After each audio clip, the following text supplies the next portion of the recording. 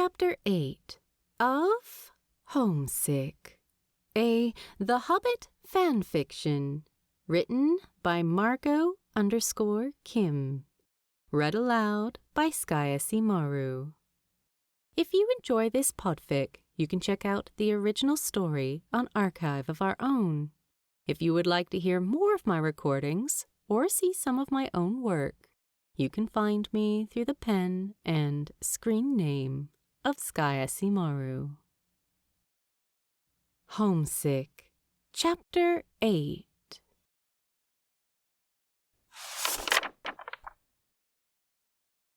Bilbo couldn't tell you the exact moment he had fallen sick, when weariness turned into something unspeakable. But he could tell you the exact moment he had known. Like all well-bred hobbits, he was a mild hypochondriac who viewed every sneeze as ominous portent of, if not death, then inconvenience just when he needed it least. Despite this gloomy cultural inheritance, Bilbo had never viewed illness with terror or dread. He considered it rather like another distant relation who made periodic claims. It probably wouldn't kill Bilbo, but that didn't mean he wanted it hanging around. So, somewhere in Erebor, about 5 months before the unwaking that prompted abduction and abdication, there was a journal in Bilbo's rooms with an entry that read, "Guild luncheon a success, though damnable headache the whole time. Baked off dinner to take nap instead." The luncheon of the Ascendant Craftsmen of the Clockwork Guild had been the first time that Bilbo's health had pressed so direly against him, while also indeed being a success, and several dwarves complimented Bilbo on the event in the week after. Not that this detail is particularly relevant to this narrative, but no reason not to emphasize it. Bilbo had spent half the luncheon propping his head up with his hand. His neck didn't seem equal to the task. The craftsmen thankfully didn't disparage the lack of manners. Bilbo doubted they noticed. At any given dwarf gathering, an elbow upon the table was hardly the most egregious breach of etiquette.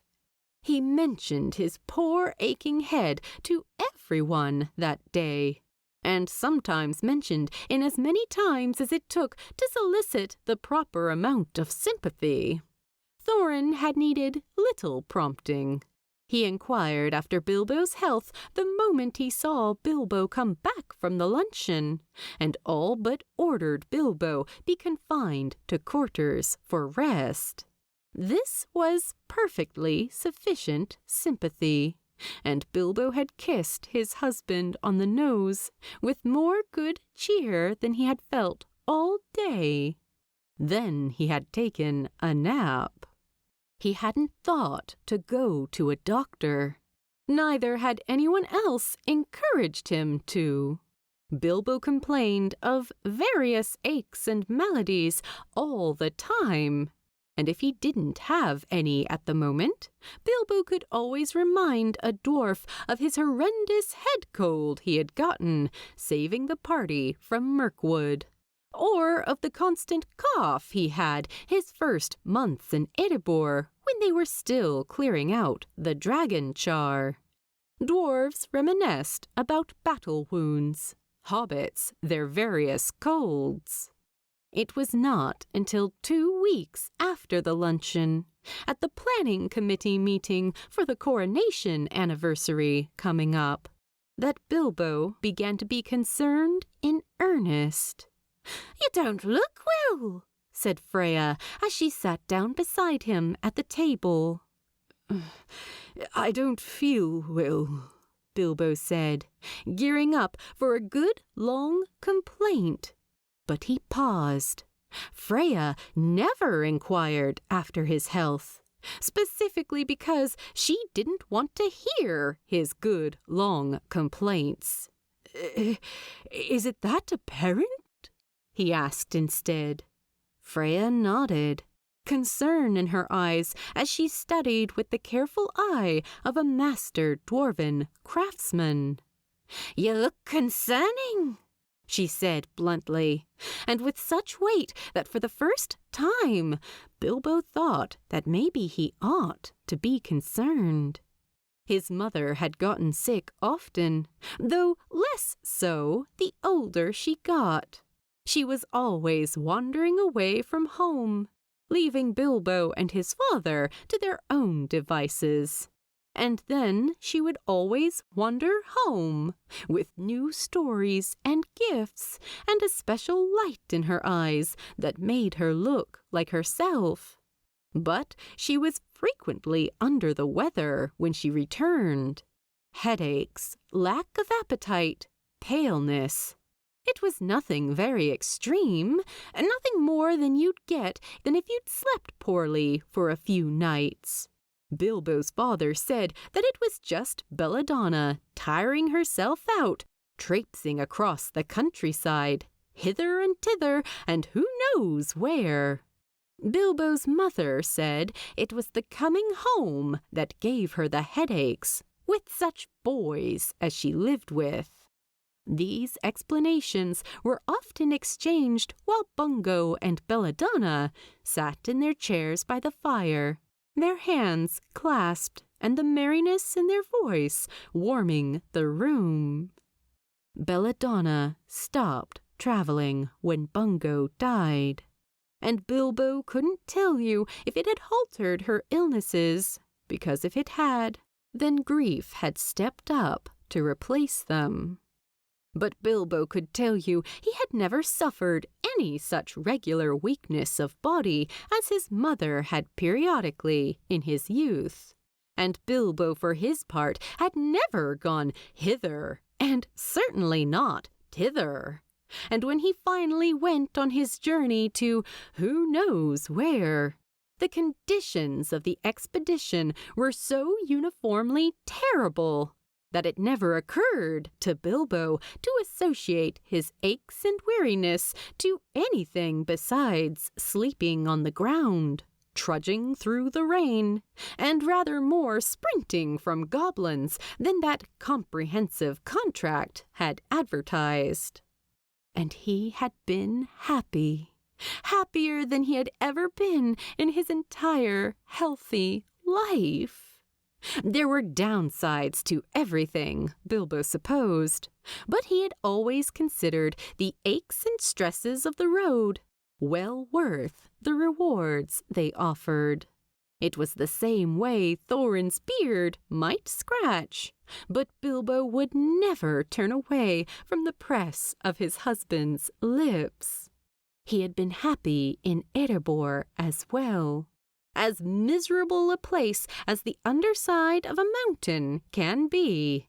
It was beautiful, too, and cozy in its own way, raucous with a distinctive cheer Bilbo imagined you couldn't hear anywhere else in the world. The dwarves roared their constant welcome home. They offered it to the dwarves returning. They offered it to the dwarves that had never before been. They even offered their welcome to Bilbo, who had no claim of blood or memory to the strange mountain on the other side of the world. But Bilbo, the dwarves told him in no uncertain terms, would be welcome in Erebor until the end of his days. Sometimes, when Bilbo thought that he might live in Erebor until he died, he wept at the thought, and then he dried his tears and continued to live in Erebor, with the dwarves, with Thorin. At least in Erebor, he had had Thorin.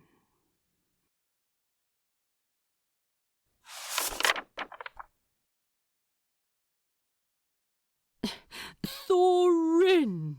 Bilbo said for the third time, with the most careful enunciation of the name. When Bjorn continued to look distressingly thoughtful, distressing, that is, to Bilbo, Bjorn looked altogether too mild about the issue. Bilbo added, "Dwarf, on the tall side for dwarves. Black hair, beard, beaky nose." Bilbo paused and tried to think of a description that wouldn't apply to half the dwarven race. "Very kind eyes," he added hopelessly. "You've seen him, Bjorn. I know you have. I was there when you met him." "I remember 13 old dwarves in my home," Bjorn said. "I can't place which one was yours." "You fought at the battle that placed him on his throne." Bjorn shrugged one massive shoulder. With Bjorn sitting down, Bilbo was eye level with his shoulder for the first time, and he could attest that it was indecently massive. "All kings look the same. They are like dwarves in that regard." "You didn't like him very much?" Bjorn just gave Bilbo a look that conveyed how little that narrowed things down. This conversation, by the way, was happening on either side of the dining room window. Tauriel and Dwalin had brought Bjorn back on their invitation to Bag End, but the measurements had not worked out. The door to Bag End was about 5 feet tall. Bjorn was about 200. He'd stooped, grinned through the doorway, and said, "What kind of hospitality is this, little bunny? This is how you repay me for letting you into my home?" When Bilbo followed this up by offering him a dish predicated on him forgetting that Bjorn, in certain forms at least, did not eat meat, Drogo had full-on glared at Bilbo for the first time ever before he offered to serve Bjorn a meal more in line with his diet. This is no way for a Baggins to treat a guest," Drogo had said to Bilbo. "Forgive me, cousin," Bilbo had said, with a smile and shrug. "The illness has made me forget my manners."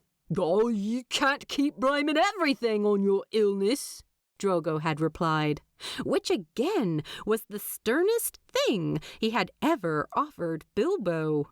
Bilbo had to laugh. Drogo looked so much in that moment like Bungo Baggins, affronted that his wife could somehow manage to forget that Mrs. Birches didn't like to sit on the left side of the table, or that Belladonna had put her elbows on the table again. Bilbo had been like his father for so long, had even served with his father's emphasis on decorum as a representative of a government. And yet Bilbo was continually finding new ways to remember that he was his mother's son. Bilbo wasn't laughing now, as Bjorn sat outside and finished his lunch, seemingly without a care about the snowflakes drifting down into his soup. He looked back at the gathered guests of Bag End, sitting around the dining room table. Tauriel rested with her head on the table. Dwalin leaned back with his eyes closed, and Diaz sat with a strange placidity. "So, you haven't seen him then?" Diaz asked. "Nor have you come here on his request?" "I'm not an errand boy for any dwarf," Bjorn said. "I came here to suit my own purposes. This land is one I have not ventured to in some time, but I have been here before, and owe some alliance to the land. There were whispers in the woods of wolves prowling through this land in search of an easy meal." "Wolves?" Bilbo, Drogo, and Primula asked at the same time. Bjorn grinned with all his teeth. Not anymore. Those that aren't dead won't return for a long while. You can rest easy this winter, and I can put to rest my debt to Ranger who protects this land. Primula and Drogo sighed. Thank you, Bilbo said to Bjorn, and truly meant it. Then I suppose you were just finishing up when Tauriel and Dwalin met you. Bjorn nodded at the parties in question. That lot? Oh, they insisted I come to you and tell you all I know. Which is nothing, Bilbo said. Bjorn shrugged and held out the now empty bowl. Not about any dwarf king. Thorin! Bilbo tried helplessly again as Drogo hopped up to refill Bjorn's dish. About this tall? Would have been frowning. A blue coat? Also had a hobbit strapped to his back, Diaz added dryly. Bilbo glanced back at her, and she raised an eyebrow. Right, Bilbo said weakly. That was perhaps what I should have led with. A hobbit? Bjorn said. He eyed Bilbo. You? Yes, I've been quite sick. Too long and far from your home? Yes, said Bilbo. Did everyone know about that except me? The Shire's a land unto itself, and its people have their own mysteries, said Bjorn. We do not protect it just for the hobbits who live here. It is a peerless land with its own magic that must be protected. Yes, well, it's very inconvenient, Bilbo said. And you didn't think to mention it when I met you? Bjorn shrugged again. You had your quest. I knew nothing of your ignorance. Bilbo sighed, his head dropping into his hands. Oh, I hoped, Bilbo said at last, that you would have seen him. Too many dwarves have passed through the lands I protect for me to recognize yours, said Bjorn. Though most go towards your lonely mountain, and many head away as well. Traders and messengers, Bilbo said glumly. I worked with plenty from Erebor in my time. I would not think there were so many in just the last 4 or 5 months. I do not memorize every dwarf that passes through. Bilbo sighed again. No, you wouldn't. And with Diaz sending out her men to look for Thorin on top of everything. Bilbo sighed once more. He might keep sighing forever. He has a very high-pitched sneeze, Bilbo tried one last time. Bjorn laughed, a laugh with a timbre and depth never before heard in the Shire. You needed a minimum of 2 meters height to produce a sound like that. The world is big. Your dwarf is small. What is his life to mine? I have not seen him, Bilbo Baggins. He did not bring me here. But you're the 4th, Primula said. Everyone turned to look at her, and she flushed a little. I mean, well, you know, it's silly, I know, but you're the 4th person to arrive, and it's just... And I know this is silly and all, but fairy tales. It's always the 4th thing that's the important thing. As everyone stared at her, she faltered. Right, said Drogo, leaping to her defense. Like, the first brother tries, and then the next, and the next, and then it's the 4th brother that does it. He put the bowl of soup on the window ledge. So she's right. You're the 4th. 3rd, Dwalin said.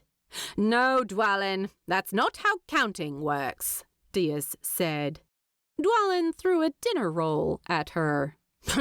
I mean, it's always the third thing that's the important one. It's never the fourth. It's always the fourth, Drogo said. Primula nodded. The third is too soon. You've got to try 3 things in fairy tales, and then with the fourth, you get it right. No, it's not, Dis said, and Primula shot her a look of pure betrayal. Fairy tales always work in 3s. Dwarf ones do, Bilbo said, whose role in his own household was increasingly becoming that of cross-cultural translator. Hobbit ones work in 4s. Elf ones work in patterns of 5s, Tauriel said, if anyone is interested. Drogo pointed at Tauriel. So, maybe we just need another person to arrive. But I don't think Bjorn counts as our proper 4th, Primula said, since he isn't adding anything. Bjorn knocked back his bowl. Don't know what's happening, he said. But in my people's fairy tales, someone usually ends up eating someone else. Horrifying, Bilbo said, and not applicable to this situation. At least we hope, Dis said. Primula muttered something to Drogo that sounded like Lobelia. Drogo snorted and shushed her. Bilbo rolled into the kitchen for another cup of tea. Disappointment sat in his throat like a stone. He swallowed his drink around it. He wanted to be alone. It doesn't matter which culture we're drawing on, said Dis, who now and then was capable of sneaking up on you when she remembered to take her boots off. Bilbo scowled and wiped off the tea he'd sloshed on himself when he jumped at the sound of her voice. No, I don't imagine that this situation is governing itself by the rules of fairy tales. Quite right, said Dis, reaching over to pour herself her own cup. It's clearly a murder mystery. When Bilbo glared at her, she added, minus the murder, obviously. Bilbo, I'm joking with you. I am not in a joking mood. I gathered. I wouldn't think you would be either. I'm always game to joke about my brother. It's the only way we have ever survived each other. Dis sipped her tea. I do wonder if he's dead. She said it casually, as if she were remarking on the weather. He's not, Bilbo said, with a surety he didn't feel. I would know if he was. How? If he were dead, I wouldn't be nearly so cross with him. Dis laughed. You see, she said. Look who made a joke. Bilbo smiled despite himself. Don't let it fool you. I'm still devastated. As am I, Master Hobbit. But what else is new? They finished their tea together in companionable silence, and when they were done, Bilbo let Dis push him back out to the dining room, where Bjorn was reaching through the window to poke Drogo in the gut, proudly proclaiming him a far better chubby little bunny than the poor Bilbo Baggins, who barely had any meat on his bones these days. Drogo looked a little proud of this assessment, and seemed to be watching Primula out of the corner of his eye to see if she was impressed as well. If Primula was, she was hiding it well under the cover of a very animated conversation with Tauriel regarding different versions of their fairy tales. Dwalin drank up Bilbo's ale and appeared to be participating equally in both conversations, which meant ignoring them to the same amount. "Mahal's forge has this place become crowded," Dis said. Dwarves, now and then, did excel at understatement.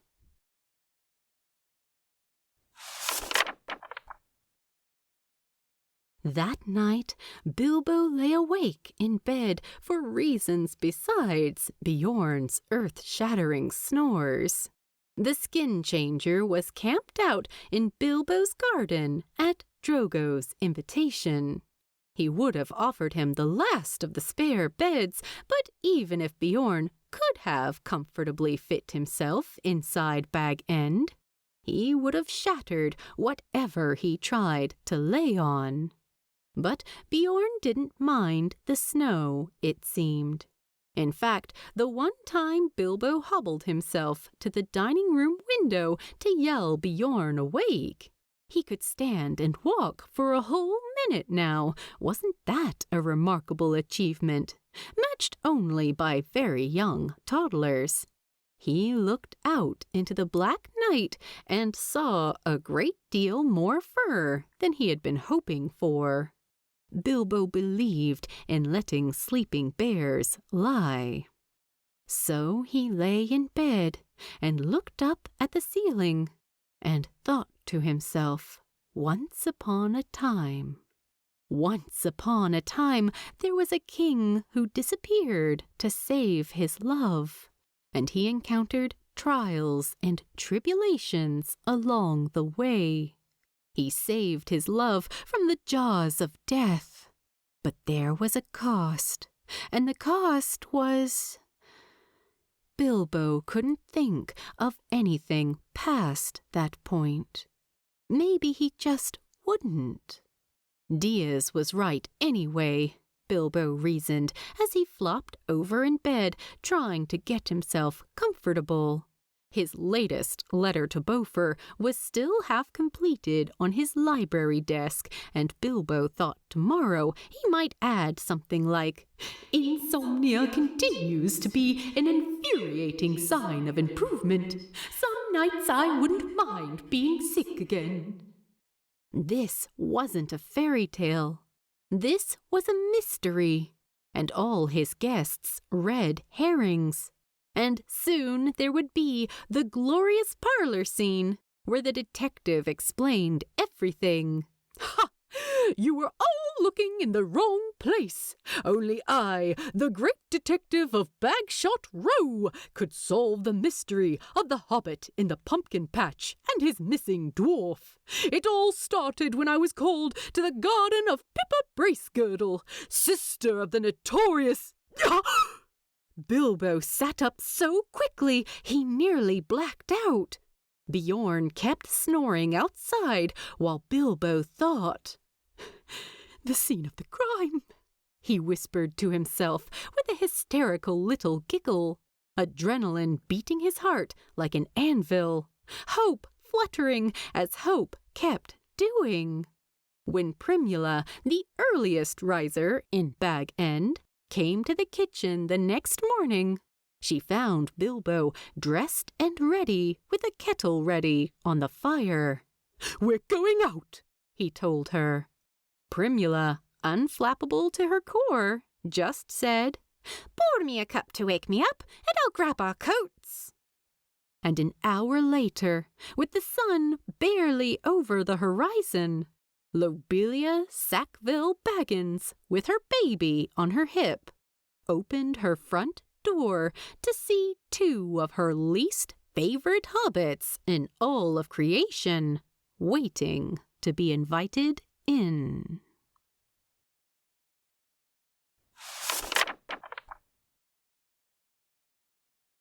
Lobelia served tea. It was a sign of how long he had been in Erebor that this fact surprised Bilbo. But Hobbit hospitality was inviolate. Two hobbits might stab each other over biscuits, but the host would make sure that they served the biscuits in the first place. "What a delightful blend," said Primula. "Thank you," Lobelia said stiffly. Lotho on Lobelia's lap tried to fit his entire fist into his mouth. He was making good progress. The lack of teeth probably helped. "Is your husband well?" Primula asked. "Yes," said Lobelia. "Good," said Primula. "Indeed," replied Lobelia. Silence reigned in the parlor. Bilbo blew on his tea and didn't sip until Lobelia had. Every time he had supped with her, he couldn't shake the fear that she might have poisoned the dishes. "When I returned to the Shire, you were the one that found me," Bilbo said. Lobelia and Primula both looked shocked that he had spoken. The average tea time featured at least 10 minutes of forced small talk before anyone broached the business of what actually brought them there. Bilbo had lived in Erebor long enough to learn impatience as well. "My sister found you," Lobelia corrected. "You were lurking in her garden." "I was unconscious, I believe." "Don't need to be awake to lurk." "Actually, I think you do. Otherwise, it's just called being unconscious in a garden." Lobelia sniffed like she didn't think that sounded any better. On reflection, she wasn't wrong. "Fine," Bilbo said. "But I was in her garden." "Yes." "Did you find anything in the garden?" Lobelia looked at him like he was an idiot. "Obviously we did." "Anything in the garden besides Bilbo?" Primula said. "Did you or your sister find anything in the garden? Or maybe at the funeral?" "At the funeral?" Lobelia asked. She drew herself up. "Are you asking if I looted my kinsman's corpse?" "Did you?" Primula asked. Lobelia squawked with indignation. In her lap, Lotho gurgled a noise that was almost the same. "Oh, well, to be insulted in my own home like this!" "Primula," Bilbo said quietly. Primula narrowed her pale eyes. Bilbo sighed and passed it off as blowing on his still scalding tea. Bilbo had spent his time in Erebor assiduously avoiding many of the traditional tasks of a king's spouse. The endless receptions, the meetings, the event planning, the awards, the constant good cheer and careful diplomacy. But he hadn't dodged them entirely. He had served at Thorin's side enough years to learn some diplomacy. He had also served enough time to learn about audiences. It was a tricky thing having a third party in the room. It created an additional person for everyone to perform for. Easier sometimes to converse without. Bilbo would not confirm nor deny whether or not he had maybe perhaps used an object of some sort to be present in some meetings that he was not, in the strictest sense of the word, allowed to be in. But if Bilbo hypothetically had ever done that, it had taught him an interesting lesson on the difference between how people talked in front of you versus how they talked the rest of the time. Bilbo had spent his entire life in the Shire learning the theory of this principle.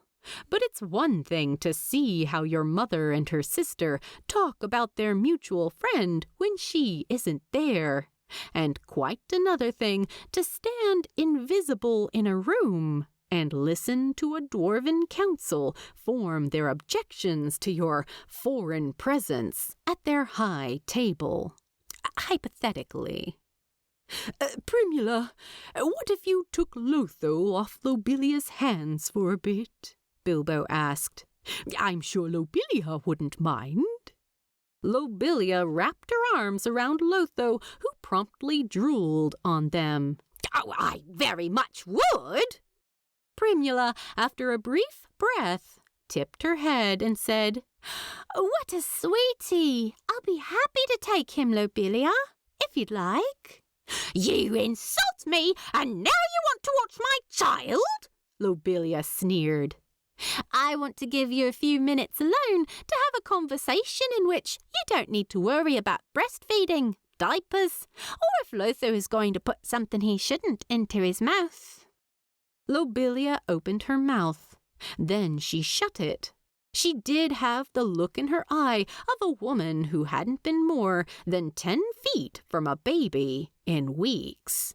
"Well, if you insist," Lobelia said as she practically tossed the infant at Primula.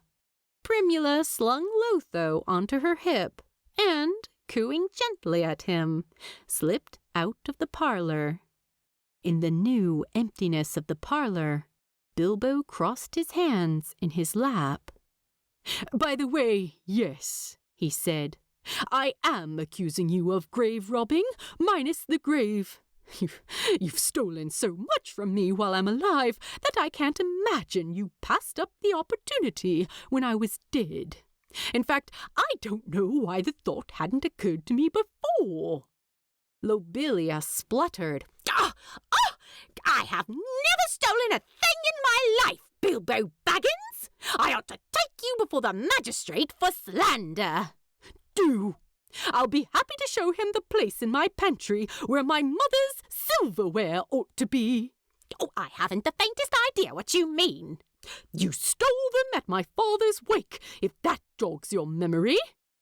Bilbo leaned back in his chair and reminded himself diplomacy. But on the other hand, he had learned much of his diplomacy amongst dwarves, and they solved a great many interpersonal conflicts via headbutt.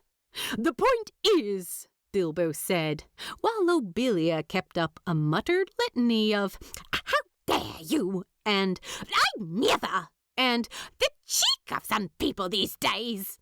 "is that you are not one to let an opportunity go to waste." Lobelia interrupted her monologue of self-righteousness to ask, "And what does that mean?"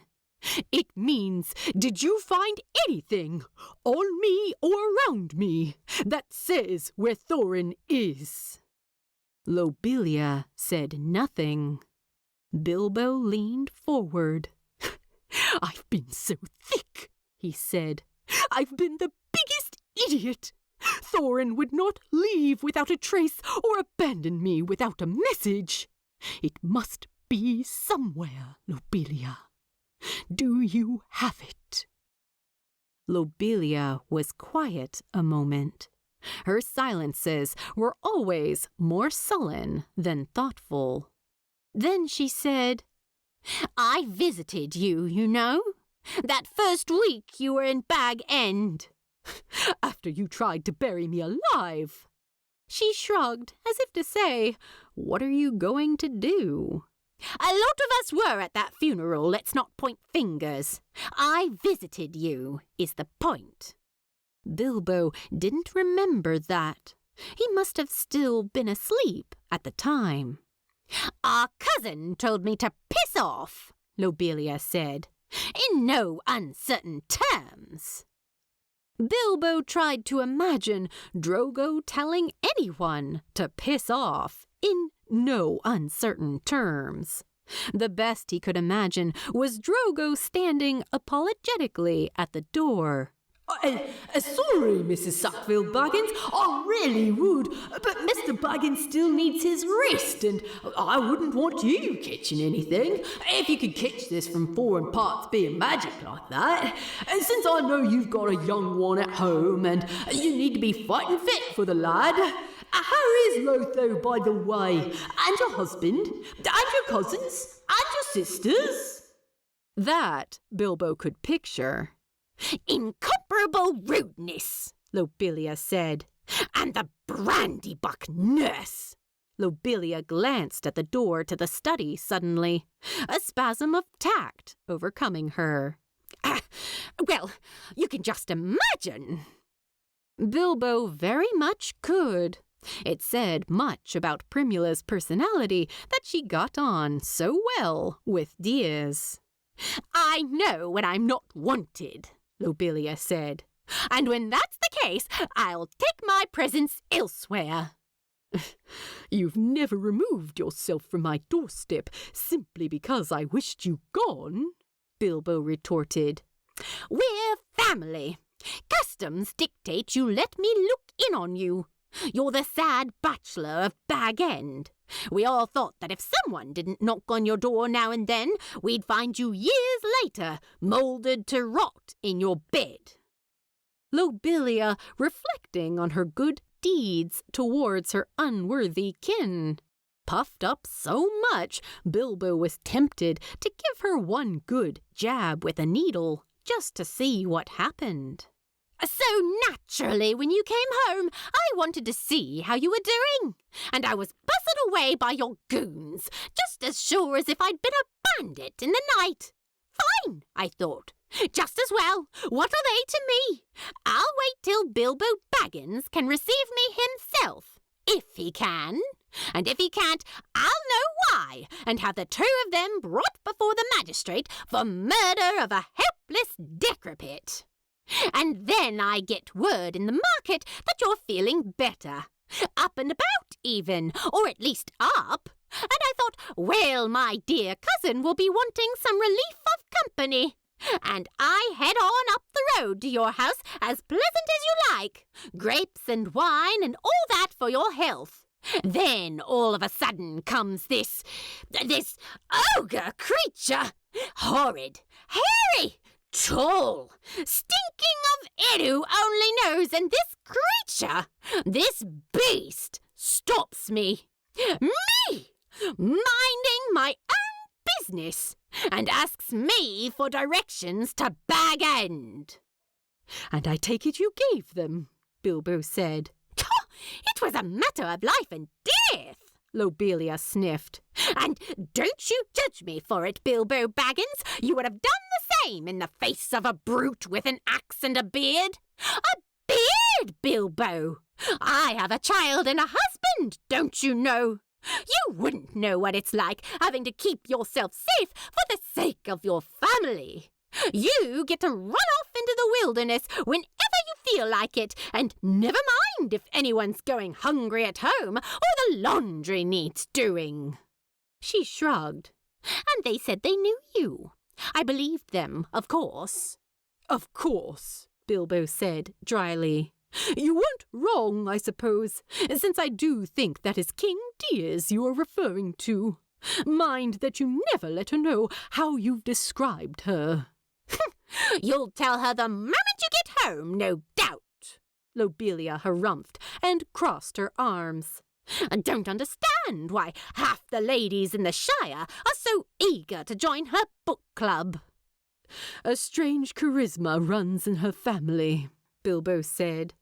Trust me.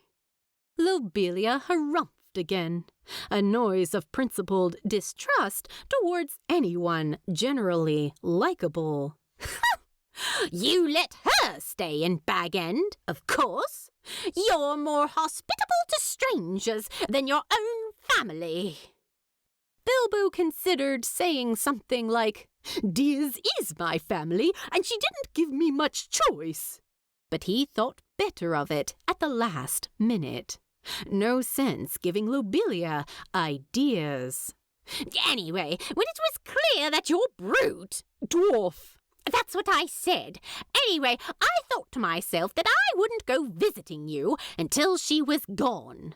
But then she was never gone, and as the weeks went, I started thinking to myself about trying my way up the hill again, when your dwarf was out and about in the village, stomping about like she owns the place. I ask you, that doesn't seem very king-like to me. I didn't vote for her or all that. And so I take myself up the hill again, still with the grapes and the wine and all that. Same grapes from last time? Bilbo asked. Lobelia glared. Everyone knows grapes keep fine. And so I'm bringing them to you up the hill when, lo and behold, what do I see? She waited with such an indignant silence that Bilbo sighed and said, "Another dwarf?" Another dwarf! Lobelia flung her hands up in the air as if this were the most ludicrous thing anyone had ever heard. And, to be fair, Bilbo realized after a moment that it was, indeed, by Shire standards, very ludicrous. If it had been Bilbo 6 years ago recounting this story, he would sound very much the same as Lobelia. How very large, he marveled, his world had grown. On her couch, Lobelia was shaking her head without words, apparently too shocked to form them. She persevered nonetheless and wrung a few out. And then, a few days later, what pops up around town but that unfortunately tall one? The elf, or what have you. Could look quite pretty if she wasn't such a freak. And after your first 2 guests, we're all thinking, well, at least this one's quiet. At least this one's beardless. At least this one doesn't always look at you like she's sizing you up for dinner. We could have lived with the tall one. The tall was decently acceptable, except by now Bag End is overflowing with outsiders, brutes and thugs and all that, and it's to the point that I wouldn't like my Otho to even go near that side of Hobbiton. A just concern that any good wife would share with her husband.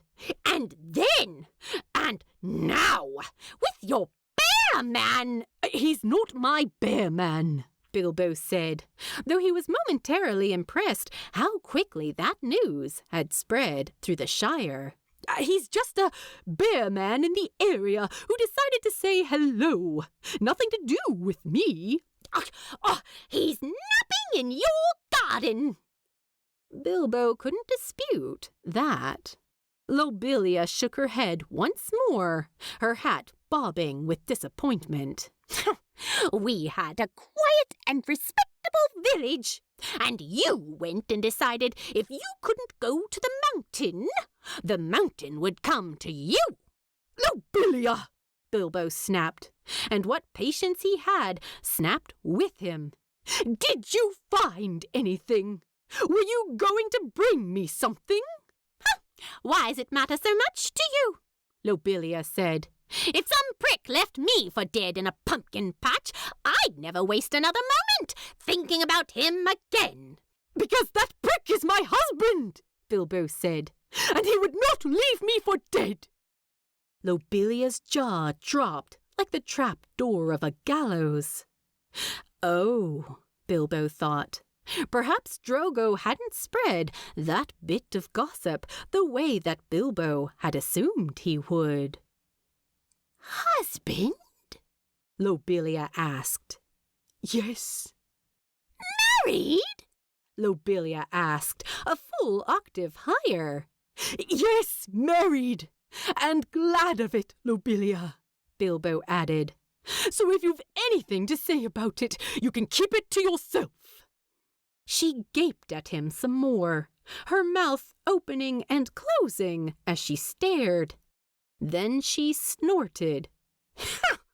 "You'd know something about keeping things to yourself, wouldn't you?" Lobelia said. "Married! And you didn't even send us a wedding present!" Bilbo actually laughed. "No, Lobelia, I did not. Astonishing! I'm amazed it wasn't you we found in Erebor, squatting on all that gold. Of all the greed—" "It's not greed!" Lobelia's voice cracked like a whip. "It's how it's done. Did you go off to your Erebor and start demanding to be given gifts on your birthday? Wouldn't be surprised if you did, and if you asked for nothing but socks and fine dwarven boots. Your feet got so cold, so far from home, I imagine." Lobelia was a picture of affront, a kind of personal offense so convincing that even Bilbo almost believed it. No wonder you married a dwarf.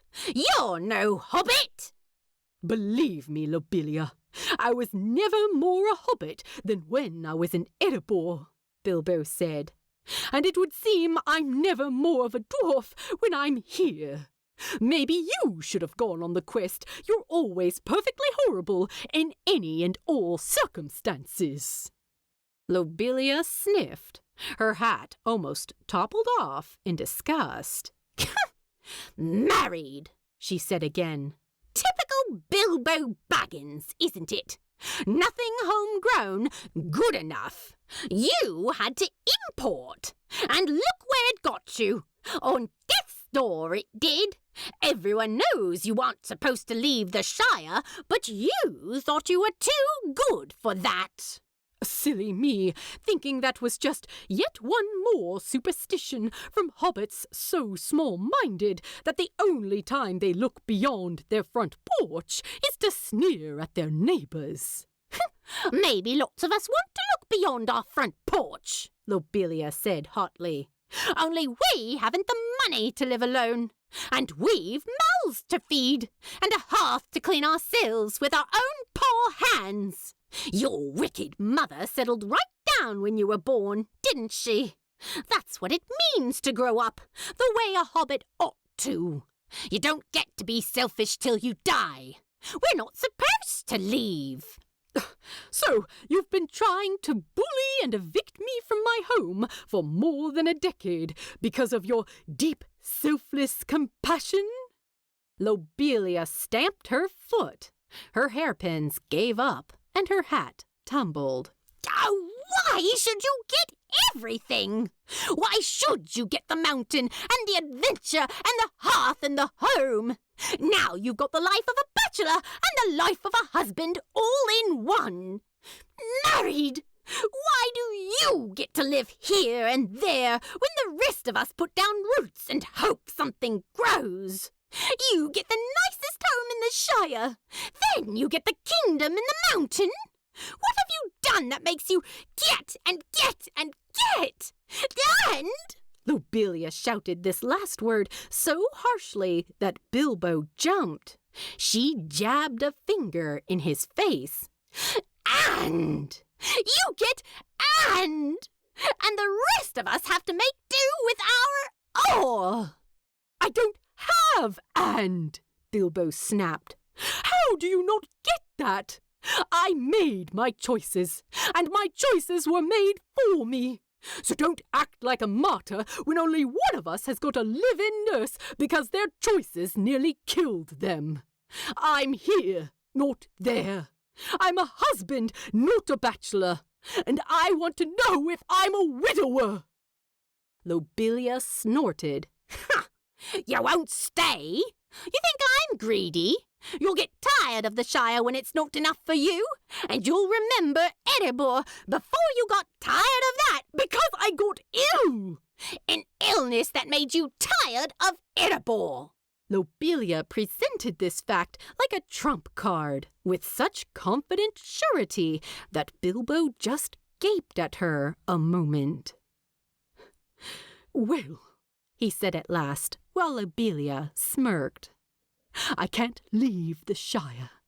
So you are, alas, stuck with me.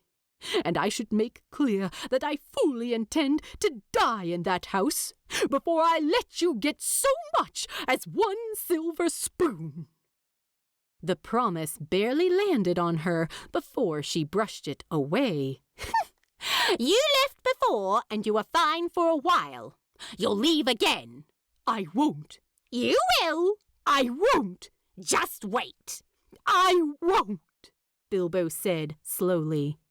Because among other reasons, besides it killing me, since that reason apparently hardly matters to you, this is the only place in the world my husband knows I am. So even if I was inclined to leave, I couldn't. Lobelia said nothing to that. In place of words, she offered an eloquent glare. And then, her nostrils flaring, she said, "So maybe I did find something." Bilbo sat very still. "What?" he asked. "Maybe I went back out to my sister's garden and found something there that the idiot constables jostled out of your pocket as they moved you. And maybe I tried to bring it to you only to be horribly turned away, like a beggar at the door, or worse. And then maybe I forgot about what I found for a while until this very moment." Lobelia sniffed again. "You might have said you were married. I might have remembered sooner if I'd known you were married." "What did you find, Lobelia? Give it to me now." "Promise that you won't send any of your brutish guests to my house." "Lobelia!" Lobelia put her hands up. Bilbo's clenched each other so fiercely his hands turned white. Lobelia stood and went over to a small desk in the corner of the room. She rolled up the cover. She pulled out a book. "Slipped my mind, didn't it?" Lobelia said as she opened the book. She pulled out a piece of paper that had once been white before it had gotten trampled in the dirt a few times. "Really, if the constables weren't so useless, they'd have found it themselves." Bilbo pushed himself out of his chair. "Oh, what a crock!" Lobelia exclaimed as Bilbo hobbled over to her. "You don't even need that thing. You're just too lazy to walk and want some sympathy. I see! "Lobelia!" Bilbo said, his heart pounding from far, far more than the exertion of walking. "Shut up!" Lobelia rolled her eyes. "Oh, what?" At which point, Primula, who had put Lotho down for a nap before sneaking into the dining room on the other side of the parlor to eavesdrop, burst through the open door and cold-clocked Lobelia with such force that she simultaneously broke Lobelia's nose and her own thumb.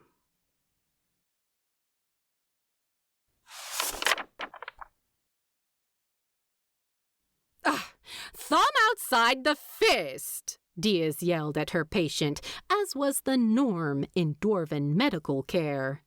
"Honestly, Prim, you'd think you'd never thrown a punch before." "I never have thrown a punch before." "No wonder the Shire is in the state that it is, then. Respectable young hobbits not even learning how to fight." "Oh, we do fight," Primula replied. "It's just mostly hair-pulling and biting." "She's teasing," Drogo said. Bilbo doubted very much that she had been. "Hobbits don't solve all problems with violence, usually." Drogo was the reason that Diaz was the one bandaging Primula's hand, instead of Primula just taking care of it herself. He wouldn't let Primula's unharmed hand go. Primula didn't seem to mind. "I do hope she's all right," Primula said. "I don't," Diaz replied in a voice that implied warfare. "I very much hope the opposite." "Don't do anything to make your hope so," Primula said sternly. "It was a nasty thing to do, keeping that letter to herself, but you can't blame her too much for being the way she is. She can't help it. My mother's always told me that Lobelia could have been a great woman, except that she was cursed to humble circumstances. She ought to have been born as one of those bloodthirsty royals who kill all their relatives to get their own children on the throne. No offence, of course, Your Majesty." "None taken until you implied I ought to," Diaz replied. All this was the conversation at the lunch table, and the words carried through Bag End's hallways with the unfailing clarity that voices always attain when all you want is a bit of quiet. Then, all of a sudden, the voices dropped, as best as hobbits and dwarves in the full swing of conversation can manage. Is that really all it said? Bilbo heard Drogo whisper, and Primula responded in a murmur so low that Bilbo couldn't make out the words. He heard Diaz's sigh perfectly. It was almost more annoying when they were trying to be considerate towards him. Bilbo rolled over to the door of his library and pressed it gently shut. After a moment, he turned the lock. Then he went back to the place his favorite armchair used to sit, before a caravan of dwarves had carried it across the world, and reread the letter by sunlight. It was short, it was scrawled, and it went as followed. My dearest burglar, I am bringing you home, as promised. The king of all birds has replied at last to my missives and will ferry you to the Shire. I have promised him my service in return. When my obligation is fulfilled, I will meet you healthy and hale in the Shire, where you may scold me for all my actions in person. Awaken, heal, do not worry about me, Umbrella-me. I will see you soon. Yours, Thorin. And then underneath, somehow even more hurriedly scrawled to the point of near illegibility. And if you could write to Dwalin, tell him I'm sorry about our parting. He'll know what I mean. Longer apology to both of you to follow. I have to go. Eagles flying now. No wonder Lobelia didn't know we were married, Bilbo muttered to himself, running his fingers over the letters. It's about as romantic as a shopping list. Philly and Killy got a much better note. If Thorin was going to make such a habit of rushing out, he ought to start carrying drafts in his pocket with blanks he could just fill in when the time came. Dear Name, so sorry to leave you, but something has come up. I feel emotion about it, but because of reasons, this must be done. I assure you, I am emotionally tormented by this, but no one in the world should have to shoulder the burden of stupid, noble thing besides me. Lots of love. See you around, Thorin. Bilbo had read the note 100 times so far, from the first time as Primula sprinted him out of Lobelia's house in his wheelchair, staring at the words as they bounded over the dirt road. Primula saying, Sorry, so sorry, I just lost temper, as they fled. Quite all right, Bilbo had murmured mindlessly back, as he read the letter a second time, a third, a fourth. It was short and scrawled and lacked his nephew's flair for romantic language. And it was Thorin. It was Thorin's hand. It was Thorin's promise. It was Thorin's stupid plan. To be fair, it worked, Primula had pointed out on the bench where, having sprinted a mile from Lobelia's house, they deemed it safe to rest a moment and catch their breath. Thorin got himself indentured to the king of all birds, Bilbo had replied. A bloody stupid plan. Everyone knows the eagles are temperamental at best. But I read your book. They helped you before. They inconvenienced our enemies. It's not the same. You should have sat in on the meetings we had with them. They spent half the time poaching Dale's herds and the other half complaining that the men were shooting at them as they tried to do it. Bilbo remembered distinctly one meeting where King Bard had looked conspicuously innocent as an emissary of the Eagles protested their treatment. We are so very sorry that our archers have been trying to shoot you down, he said, with such wide-eyed earnestness that Bilbo almost forgot that he had spied Bard on the parapets himself this morning, taking aim with that big black bow. "The people of Dale are perhaps still a little oversensitive towards winged beasts who steal our things." Thorin's ring was still in Bilbo's pocket. He kept it where his own ring had gone. Not his wedding ring, but that gleaming one, still hidden deep in Erebor. Bilbo found he didn't miss that other ring nearly so much, now that he had Thorin's. And Thorin had offered it to the eagles as payment, perhaps, or proof of commitment that he would pay them even more. When it was rejected, then his mother's wedding bead, and perhaps that had done the trick. Alone in his library, Bilbo pulled out Thorin's ring and slipped it onto his thumb. "I will see you soon," Thorin had written. Bilbo sighed to the empty air. "Oh, would it have killed you to be a little more specific?" Outside his door, the waxing and waning clamor at the lunch table cut off suddenly, a silence that grabbed Bilbo's attention. He looked up and listened. There were footsteps, and then the front door opened. He heard Drogo's voice. He didn't hear a response. But Drogo spoke again, and his tone was polite as ever as the front door swung shut. And then there was more murmuring in the hallway that Bilbo couldn't catch. "Horrid little man," Diaz said. That came through loud and clear. Bilbo arched his neck out the library window and saw Otho Sackville Baggins hurrying back down the road. Drogo knocked on the library door. "Bilbo, I've got something for you. Lobelia sent her husband with it. He said that it happened somehow to be in her possession, and she just remembered she had it as well. So I guess that means she nicked this as well."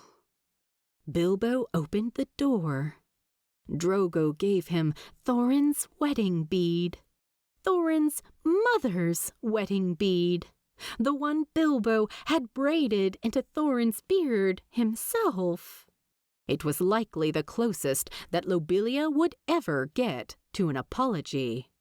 Bilbo wasn't going to accept it. The apology, that is. The hand that wasn't holding Thorin's letter closed around the bead, and Drogo knelt down to embrace him as Bilbo started to cry.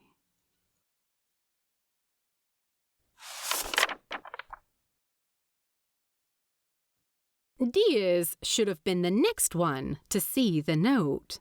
That was what Diaz argued, at least. But when Tauriel and Dwalin came back to Bag End that evening, it was Dwalin Bilbo sent Drogo to fetch. Dwalin read the words over once and handed the letter back. "That's that, then," Dwalin said. Bilbo blinked at the paper outstretched to him. Is that all?" Dwalin shrugged. "What else is there to say?" "Many things," Bilbo said, finally taking the letter. "About emotions, and how you feel, about all this." "Thorin got you here safe? Nothing else to say?" "Nothing else?"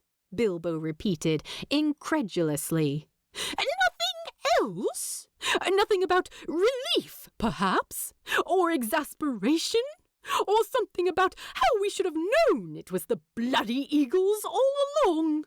Or any worries at all about where he is now?" "Oh, with the eagles?" "Maybe. If they haven't eaten him alive, or dropped him off a cliff, or heaven knows what." Dwalin thought for a moment. "Nah," he said. "Thorin's fine." He scratched his beard. Thorin knew what he was doing all along. Stupid to think he didn't. Dwalin, Bilbo said. Dwalin gave him a look that said the end of that sentence didn't need to be said. Bilbo sighed and surrendered. Oh, very well. I imagine I'm not the hobbit you'd want to talk to about this anyway. Drogo's a good listener, if you ever decide to admit that you do in fact have emotions. Oh, it ain't... Dwalin snorted and half turned away. He rested his arm on the fireplace, and the flames from beneath made Dwalin's beard look like shadow. I don't blame you. Any more, I mean, for him leaving. Shouldn't have ever in the first place. That was Thorin's choice. It always was.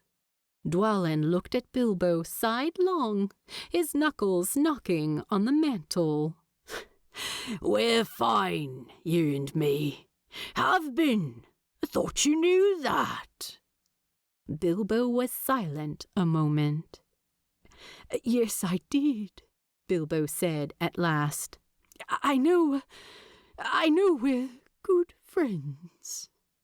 It was a strangely intimate thing to say into a room where the words echoed, and you thought for a moment that they might be rejected. It felt just a little like flinging yourself off a cliff. Dwalin just nodded a little. That felt a little like a net just before you hit the bottom. But I wouldn't blame you if you were still. I know I derailed what you thought your life was going to look like. Dwalin chuckled. Bilbo hadn't been expecting that. The dragon did worse. That startled a laugh out of Bilbo. I suppose you're right. They stood together a moment by the light of the fire, the moonlight streaming in from the window outside. Give it back, Dwalin said, tugging at his beard. I'll show it to Dis. Are you sure? Dwalin shrugged. Someone has to. Are you? Bilbo tried to figure out the politest way to end this sentence. On speaking terms yet? Dwalin looked at him in surprise. Course we are. But you two never actually seem to speak to each other. Well, not everyone prattles like hobbits. Fair enough. Bilbo held out the letter, and Dwalin took it without looking at it. She might have questions about your mention in the postmark, Bilbo said cautiously. I'll answer them, Dwalin said. He kept tugging his beard in thought. I am happy, I suppose, he said, almost to himself. Happier than I've been in a long while. Dwalin glanced sideways at Bilbo. That enough feeling talk for you? That ought to do it, Bilbo said. Dwalin nodded and left. Bilbo rolled his chair over to the doorway to listen. He heard Dwalin's steps go down, heard the knock on Dis's door, heard the door open. He did not hear voices. Dwarves really were very good at silence when it suited them. It was all that work around the deafening forge. You learned to say the things you needed to say without saying any words. It made eavesdropping very inconvenient, Bilbo could tell you that. Dis's door closed again, and Bilbo waited for the sound of Dwalin's footsteps walking away. They didn't come. It took Bilbo a long moment to realize that he must be in Dias's bedroom now. Bilbo did his best to stop listening. Whatever was said or not said in the bedroom was the business of those in the bedroom alone. Bilbo knew that very well. He was a married man, after all, despite everything. You learn a few secrets about people in the process. Bilbo touched his pocket, the outline of Thorin's ring underneath the fabric. The outline of his wedding bead now, too. Then he went over to the window and spent a good long while that night looking up at the sky.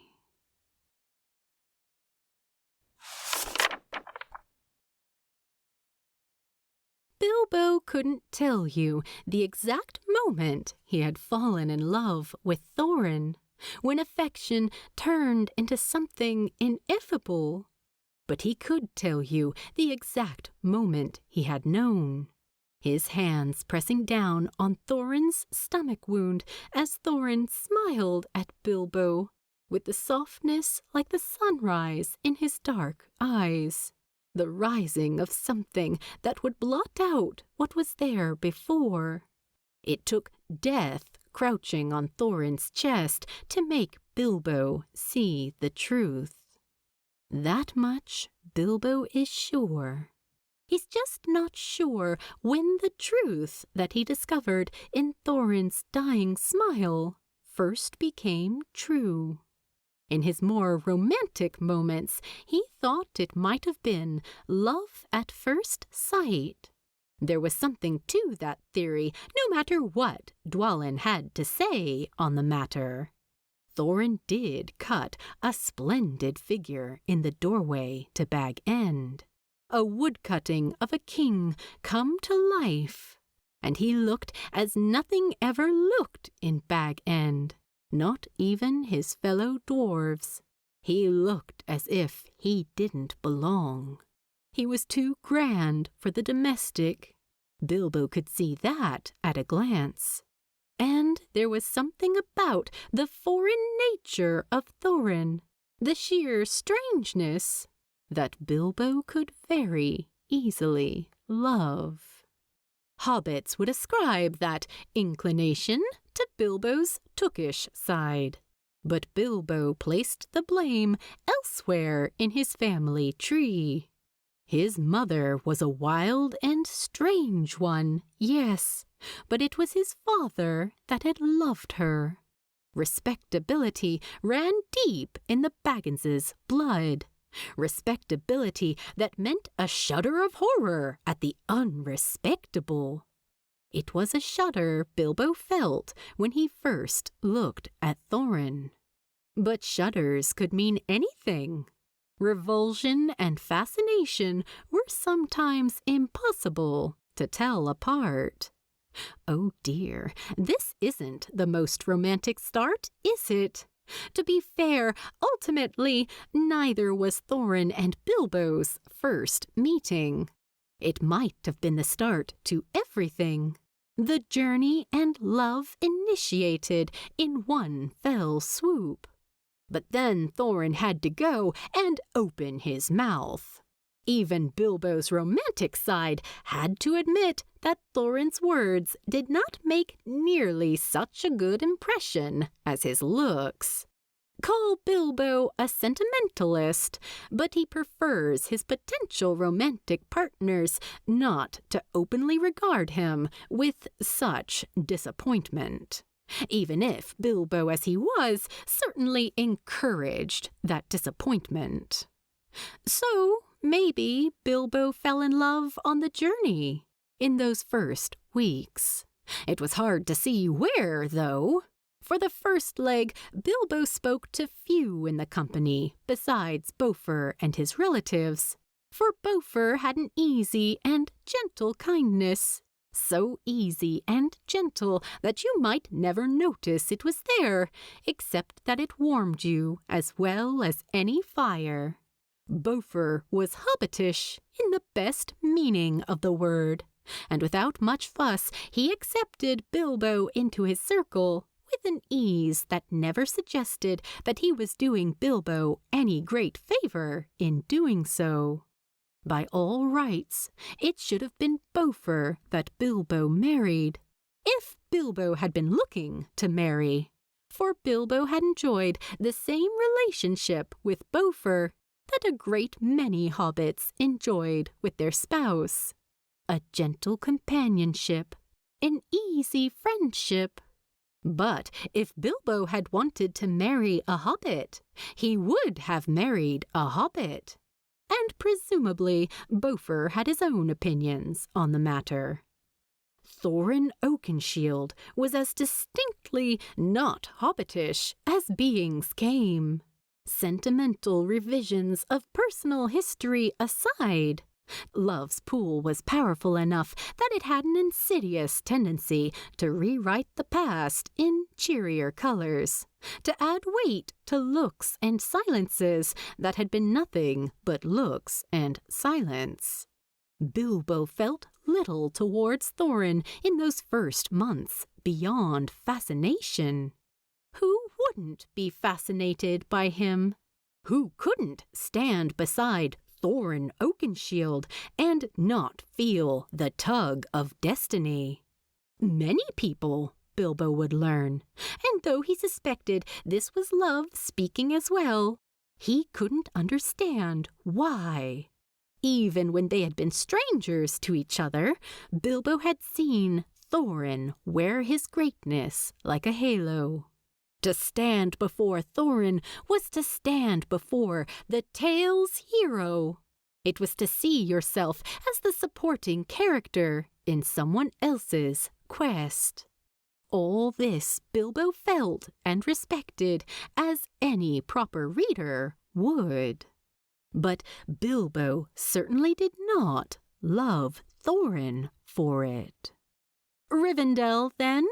The city was as good a starting point as any, back on the subject of love. Standing at Thorin's side as Elrond declared the madness of Thorin's line, the first stirrings of pity for Thorin the person rose in Bilbo's chest. "They say we have madness in my family as well," Bilbo could have offered, but he had known that Thorin would take no comfort and much insult in the Durins being compared to Bilbo's mother, who was wild enough by Hobbit standards, but perfectly mild by Dwarven ones. The Bilbo in Rivendell had been sure that he knew how Thorin would react, just as sure as the Bilbo back in Bag End after the fact was sure that his past self had been wrong. Thorin would have liked nothing more than to be offered anything other than the silence of pity. Perhaps there's a world where Bilbo was a little braver, where he didn't pass off cowardly silence as tact, where Bilbo that night spoke, and where Thorin, after a moment of surprise, responded. Perhaps there's a world where Bilbo and Thorin fell in love that very night, and perhaps Bilbo would even have recognized the falling at the time. It would have saved them some time. So, no, it was not Rivendell, and it was not the road from it, and it was not the night of the stone giants and Bilbo's faltering heart. It was not the moment of terror that came with separation.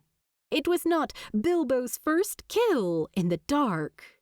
Bilbo had not been rushing towards the dwarves, any of the dwarves, so much as he had been rushing away from everything else. He fell in love with his ring faster than Thorin. Some days he even missed it just as much, which was the closest Bilbo ever got to truly understanding gold sickness.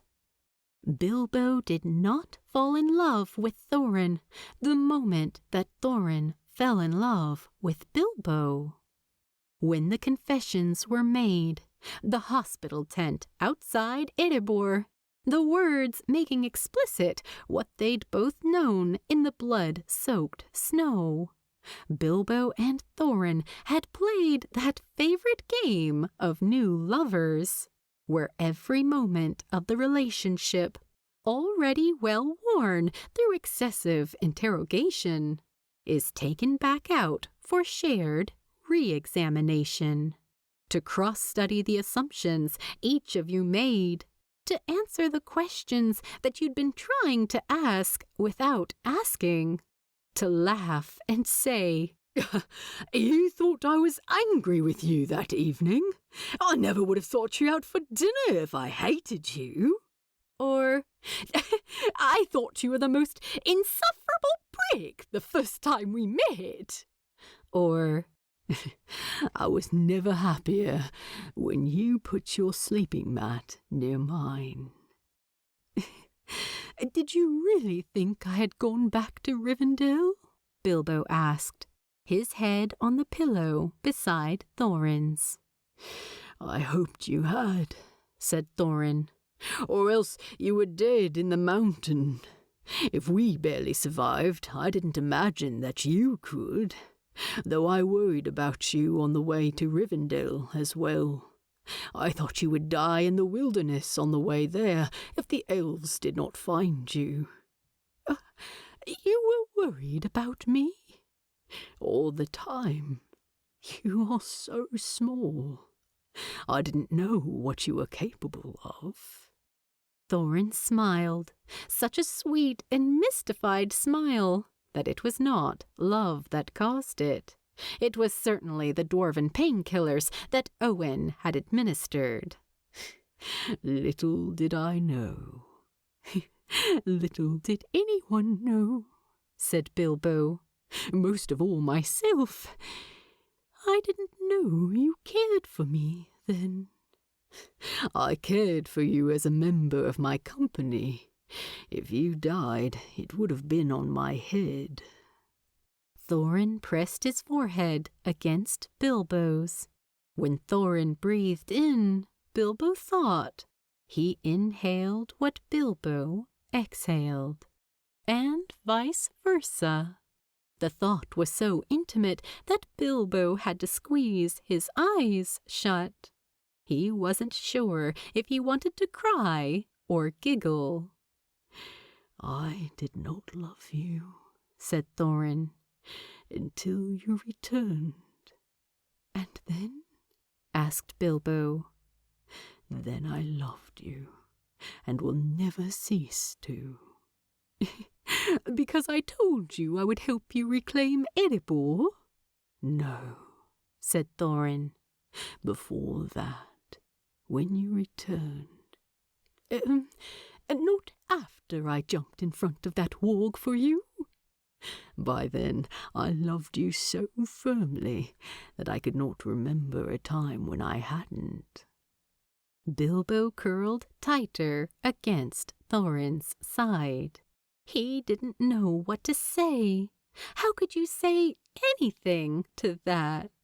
Where would you start? "Then I might not have jumped in front of that warg then," Bilbo said. "Could have saved myself a bit of trouble if I'd known you already liked me." Thorin laughed and winced, and Owen stuck his head back in the tent and shouted once more about not reopening stitches, which accomplished nothing except making Bilbo and Thorin laugh some more. Bilbo laughed and buried his face in Thorin's shoulder, and marveled. Thorin fell in love with Bilbo, with a kind of love that Bilbo had never known, and would never know, and could never know except by outside experience. For Thorin loved like striking a match. His heart was inert, then aflame. When it was done burning, it would be no more a match, just ash in the wind. Bilbo didn't love like that. Bilbo didn't understand how anyone could. Why had Bilbo come back to Thorin that day in the misty mountains? Because that was where safety lay. Why did Bilbo pledge to help Thorin retake his home? Because Bilbo so sorely missed his own. Why did he place himself between an orc and his kill? Because... and here the easy answers falter. When Bilbo had lain awake the night after, up there on the carrack with everyone too exhausted to even think about climbing down, he had wondered himself to sleep chewing on that question. Because it was the right thing to do. That would be the obvious answer. Bilbo didn't buy it. He knew the limits of his heroism, or he thought he did, at any rate. Because Bilbo was the closest. Because after the orc killed Thorin, Bilbo and the company would have been next. Because this was Bilbo's time to achieve some fraction of a hero's greatness. Bilbo thought all these reasons, weighed them like a rock, flung them at the target of his thoughts. None struck bullseye. None felt right. I did it for Thorin, Bilbo thought that night, and found to his surprise that the words felt like a stone that would skip across the water a dozen times until it bounced onto the far shore, never sinking. Bilbo loved the way as writers love, as writers write. There are words and words and words, and erasures and mistakes, and torn-out pages you wanted to keep, and paragraphs you learned to live with. And then, at some point, a pile of papers becomes a story. Before it has a beginning, middle, or end, it is a story. There's a moment when the story lives on its own, and the words are just the only way you can think of to show the story. A blanket thrown over an invisible figure to gain some sense of its shape. This, perhaps, was the reason Bilbo had always known Thorin would come back. It wouldn't be a very good story otherwise. And Bilbo knew, the way writers know, that Thorin was always going to be the best story Bilbo ever told.